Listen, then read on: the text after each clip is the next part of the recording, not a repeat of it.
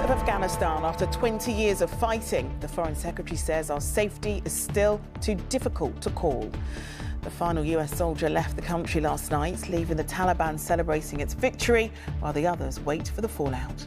So we might be less safe as a result of this withdrawal? I think it's very difficult to judge at this stage. It's very fluid. Obviously, we're concerned.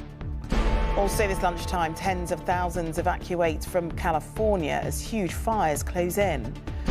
Geronimo the alpaca has finally been put down despite the protests, and Dame Sarah Story wins her 16th gold medal.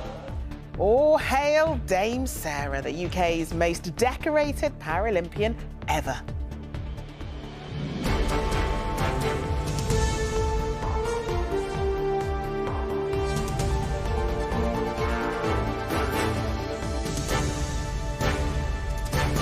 This is the ITV Lunchtime News with Charlene White. Good afternoon. The Taliban celebrated long into the night as the final US troops left Afghanistan. After 20 years of fighting, thousands of deaths and tens of billions of pounds spent trying to steer the country in a new direction, now the West is pinning its hopes on diplomacy with the group they were trying to destroy. They leave behind an uncertain future for millions inside the country. And this lunchtime, the Foreign Secretary accepted he couldn't say for certain that we are any safer here. More on that in just a moment. But first, our US correspondent Emma Murphy reports on the end of the war. It is a defining image of America's defeat, the solitary walk of the last soldier from Afghan soil. And these, the defining images of victory, the giddy dash of the country's new commanders, scoping the abandoned spoils of their enemy. We're here right now with the Taliban as they enter into what was only minutes ago, it was an American-controlled portion of the military airport. Now they're taking over. How fast things change, how little changed. After 20 years of battle in the quest to unseat the Taliban, their foot soldiers celebrated their return and the US's retreat. As America's final flight left Afghan airspace under the cover of darkness, America's longest war came to an end. Tonight's withdrawal signifies both the end of the military component of the evacuation, but also the end of the nearly 20-year mission that began in Afghanistan shortly after September 11, 2001. It's a mission that brought Osama bin Laden to a just end, along with many of his al-Qaeda co-conspirators. And it was not a cheap mission. The cost was 2,461 U.S. service members and civilians killed, and more than 20,000 who were injured. On the airfield once fortified against them, Afghanistan's new defenders addressed the new reality. I congratulate the nation. We've achieved our independence and we forced the Americans to leave after 20 years of jihad, he said. American and allied soldiers are out, but many of those who supported them are not. The calamitous departure, a personal calamity for so many. We will continue our relentless efforts to help Americans, foreign nationals, and Afghans leave Afghanistan if they choose. Quite how that can be achieved, now the question for those trapped inside and those seeking to retrieve them. President Biden has delivered on his promise to bring American troops home, but it was an unceremonious end. Later today, he will address the nation and the world to explain how the West will work with the warlords they sought to destroy. Emma Murphy, ITV News in the United States. Well, our Foreign Secretary has been speaking to political correspondent Carl Dinnan about the withdrawal. Carl, just how concerned was he? Well, as we've just been hearing, national security, the security of the West, was the key reason for going into Afghanistan in the first place, to try and root out al-Qaeda. What's not clear is whether this Taliban regime will allow groups like that to gain a foothold. Again, it's clearly a concern, but nobody knows whether the Taliban can or will hold to those commitments, as was clear when I spoke to the Foreign Secretary earlier and asked him how their victory would affect national security here. Do you think this country is safer or less safe than it was 3 weeks ago? I think it's very difficult to say, but look, over the last 20 years, we haven't seen a terrorist attack from inside Afghanistan. We've got to work with all of our partners, hold Taliban to their promise never to let that happen again. But as things stand, we don't know whether we're safe or not, so we might be less safe as a result of this withdrawal. I think it's very difficult to judge at this stage. It's very fluid. Obviously, we're concerned. Now, if diplomatic means don't work, or if the Taliban can't control their territory and keep out those sorts of groups, the options are now more limited than they were. The head of the Air Force here is already considering whether airstrikes might be an option that has to be turned to at some point in the future. But we've already seen at the weekend how damaging they can be, with civilians apparently killed in a drone strike in Kabul. And let's not forget that airstrikes were carried out against Al-Qaeda 20 years ago. They didn't work. That's why the West went into Afghanistan. Carl, thank you. We're joined now by Dr. Nural Haq Nassimi, who works for a charity that helps settle Afghan refugees in Britain. Thanks so much for talking to us this afternoon. Now, some have started to arrive and are already in quarantine, no doubt trying to process what's happened over the past fortnight. Since the capture of Kabul by the Taliban, the Afghanistan and Central Asian Association here in Feltham in West London became very, very busy. We have a crowd of people, hundreds of people queuing every day from 5 a.m. to get into the centre in order to receive some advice on immigration. Our situation is changed now. Before the crisis in Afghanistan, we were running normal activities. The activities to integrate the new arrived people into British society. But then since the crisis, since the collapse of Kabul by the Taliban, we mainly now helping people on immigration, how they can bring their families from Afghanistan. But then our job is not here to give them professional advice. Our job is here in the office is how we can bring the local MP, the local councillor, and some of the member of staff from the Home Office to make sure that those people who are coming to our office to get the right information and the right advice from us. Yeah. Well, Dr. Nassimi, I can hear you're fighting the airplanes going over there in West London. But let's talk about yourself, because you settled here after fleeing the Taliban. Can you give us some kind of idea of what it was like for you to settle here in the UK and what they may well be going through? I think the new Arab people who've been taken by Britain, they will have the same process as any other refugees arrive in the UK. They will have to claim for asylum and fill the application process, as well as seeking legal advice. And then, in order to improve their integration into British society, they need grassroots organizations like our organization, the Afghanistan and Central Asian Association, where they can receive support in English language classes, women empowerment, Saturday school for their children, mentoring support. So they will have the same, I think they have to follow the same rule and procedure. Yeah. Well, I'm sure that they will appreciate your support. Dr. Nassimi, thank you so much for talking to us. Thank you very much. Tens of thousands of people have been evacuated from a city in California which is in the path of a huge wildfire. South Lake Tahoe, a popular tourist resort, has been emptied out as the Caldor fire approaches. Sharanpreet Kaira reports. The flames climb higher while homes burn to the ground. As wildfires sweep towards South Lake Tahoe, they leave a trail of destruction, forcing thousands to flee in a mass evacuation. Roads gridlocked with cars carrying bikes and caravans. Those inside didn't expect their holidays to end like this. They were talking about the winds picking up today, pushing it towards Tahoe. We're taking the bus, and this is the worst I've seen it for 32 years. The town's crazy, just trying to get out. Shops and resorts are boarded up, and those who make a living here know their homes and businesses are at risk. Hopefully there's going to be a home, to come back to. We're going to have to leave probably about $200,000 to $300,000 of product behind and hope it doesn't burn. The Calder fires raged through 292 square miles in 2 weeks, fueled by drought and strong winds.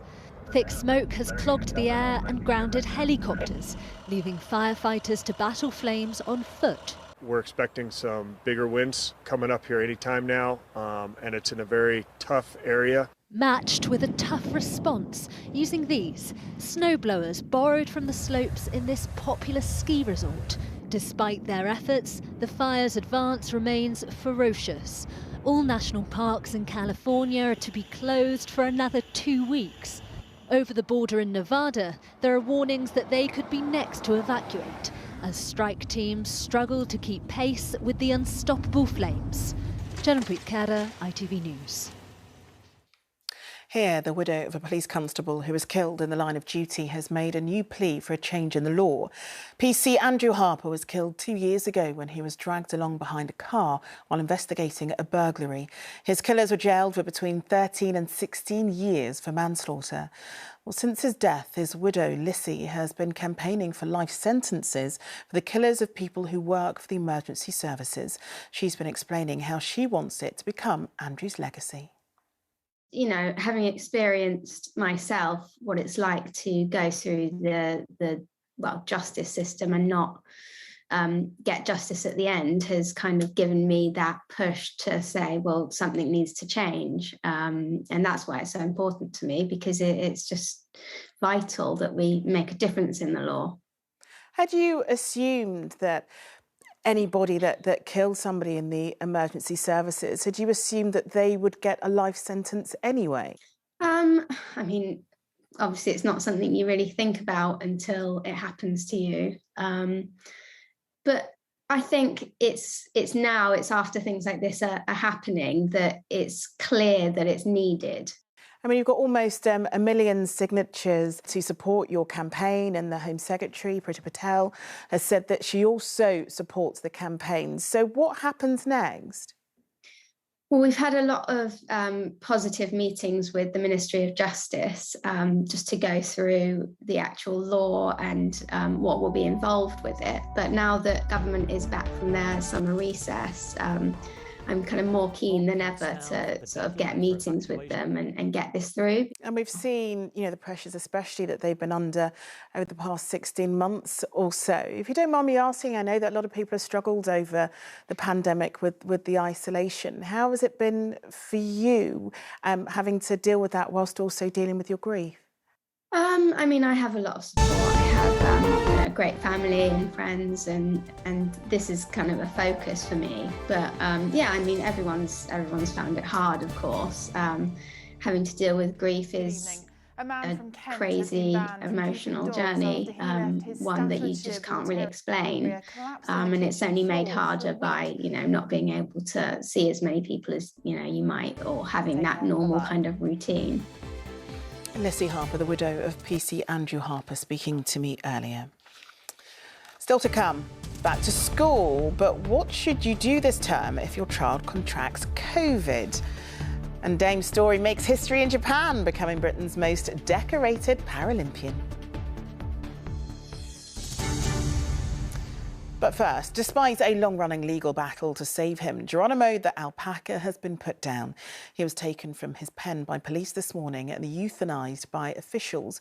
Well, Sangeeta Lal is over at the farm in Gloucestershire where he lived.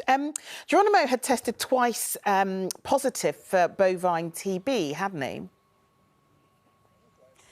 He has. So that all happened 4 years ago. That's when his owner, Helen, started her campaign to save his life. A campaign, though, which ended this morning here as Geronimo was led away by government officials. He was taken, but as he was taken, he was surrounded by protesters and his owner, Helen, who've been arguing since that day about the validity of those tests. They believed that they were false positives and wanted to use Geronimo's story as a way for the government to look again at its policy in bovine TB testing in animals. His owner, Helen, is incredibly sad this morning and angry. She didn't want to speak on camera, but earlier I caught up with one of the protesters who stood by Geronimo's side as he was led away. I hope that people will take up the baton and fight for justice for all livestock and farmers that are being duped by the current system of testing, and also press for vaccination, because that's the only real way out of this TB crisis that's been dogging farmers and livestock for too long. Geronimo has just been made an example of. Well, DEFRA say this is a last resort. No one wants to cull animals, but what happened today had to happen to protect other livestock. The Prime Minister has also shared his sympathy with Helen today, but what Helen has been saying from the beginning was this wasn't about just one animal's life, but about many, and she says she will continue trying to campaign about bovine TB testing in animals, in the future. Sangeeta, thank you. Thousands of students returning to schools in England and Wales this week. Teacher unions are warning that tougher COVID restrictions may have to be reintroduced within weeks. The government's relaxed many of the rules schools had to implement last year, so there will be no requirement for class bubbles or staggered starts. Secondary pupils no longer need to wear masks, and school children identified as a close contact won't need to isolate. But a sharp rise in cases in Scotland has already been linked in part to schools going back earlier this month. Well, joining me now is Lorna Kirk, Deputy Head at Robert Smythe Academy, and GP Dr Sarah Jarvis. I'll start with you first, Lorna. Are you looking forward to the schools coming back? We've actually already been back for a week. We're in Leicestershire. So we've had our students back for 5 days now. And how has it been so far? Yeah, really good, a really positive return actually. There's a huge appetite from students to get back to school and to get back to their full entitlement in terms of the curriculum and the extra curriculum. So our job is to make sure that they feel safe to do that they're clearly communicated to, and so far so good. Now, in terms of the preparation, do you feel like you've got the tools in place if there was, say, an outbreak of COVID where you are? I think the last year has been such a steep learning curve for all of us. Seriously? The situation has been incredibly dynamic. We've had to adjust. We've had to learn how to teach remotely in the most effective way. And I think both teachers and students have managed that change and have developed probably new skills actually of being alert to what might be around the corner. So, we follow current guidance carefully. It's a constant flow of communication to students and parents so that they feel confident about what's expected of them and what they can expect from us. So at the moment, I feel students are coming into school feeling like the right conditions are in place and feeling confident that we'll tell them if things need to change. Well, I'll bring you into the conversation, Dr Sarah Jarvis. I mean, you've got no crystal ball, obviously. We've seen those numbers rise in Scotland schools, with some unions saying the same will then happen in England and Wales schools as well. What direction do you feel like it's going to take? I have to say, I think it's extremely likely that things are going to go up, not just because of schools. Two interesting points from SAGE, the Scientific Advisory Board. Firstly, they said that schools may need to brace themselves, or the country may need to brace itself for high cases by the end of September. As you so rightly said, schools in Scotland went back about 2 weeks ago in mid-August, and now 1 in 3 cases is among young people. Now, with the early virus that we had, of course, younger children were not showing very much in the way of symptoms, and it appeared they didn't pass it on. We've since had 2 different viruses, and I think the Delta virus, SAGE again makes the point, it's difficult to know whether it's because it's being driven in schools or whether it's actually reflecting what's going on in the community around. But I don't think there's any much doubt that with the combination of people spending less time outdoors, people going back to school, and their parents and other adults going back to work, we are in for an increase. And very quickly, Dr Sarah, the Education Secretary said that parents do have to take more responsibility in terms of making sure their children are tested frequently. So do you agree with that? Yes, I do. It's so important that young people are tested because although their contacts don't need to self-isolate, if they're under 18 years and 6 months, or if their teachers, for instance, are fully vaccinated, it is a much more infectious variant. Don't forget, the original version we had, one person on average spread to maybe 10 others. With the Delta variant, we're talking about spreading to 60 or 70 others. OK, well, Dr Sarah and Lorna Kirk, thank you both for joining us. Finally, Dame Sarah Storey has become Britain's joint most successful Paralympian, winning her 16th gold medal in the C5 time trial this morning. The haul equals a record set by Mike Kenny, but she has more podium finishes. Her victory kick-started another bumper day for Paralympics GB. Here's Lucy Watson. You can be forgiven for relaxing whilst watching Dame Sarah Storey start a race. This has the potential to be a landmark ride. The moment, the woman of the hour, the woman of the games. Sarah's single-mindedness and strength once again eclipsing the competition in Tokyo as she won the 16th gold medal of her career. Her victory in the C5 time trial today makes her Britain's joint most successful Paralympian. No wonder she's celebrating. Dame Sarah Storey. She's been collecting medals for 29 years, at first dominating in the pool, then switching to the track. She's been at 8 Paralympic Games, a champion not in 1 but 2 disciplines. It's a career that can only inspire others to greatness. Benjamin Watson also picked up gold in the C3 time trial. His medal means every member of the British cycling team has one. Quite an achievement. And it is a superb performance from the British swimmer. Lightning struck twice for Rhys Dunn in the pool. The 25-year-old got his 2nd gold and 3rd medal of the Games in the SM14 200-metre individual medley, and a world record on top. What a swim from Rhys Dunn of Great Britain. Even those who know what weighty jewellery feels like, the enormity of achievements in Japan can't fail to affect them. One more and Dame Sarah will become Britain's most decorated Paralympian. What will she do then? Lucy Watson, ITV News. That's it from us. We'll see you at 6:30. Have a good afternoon. Bye.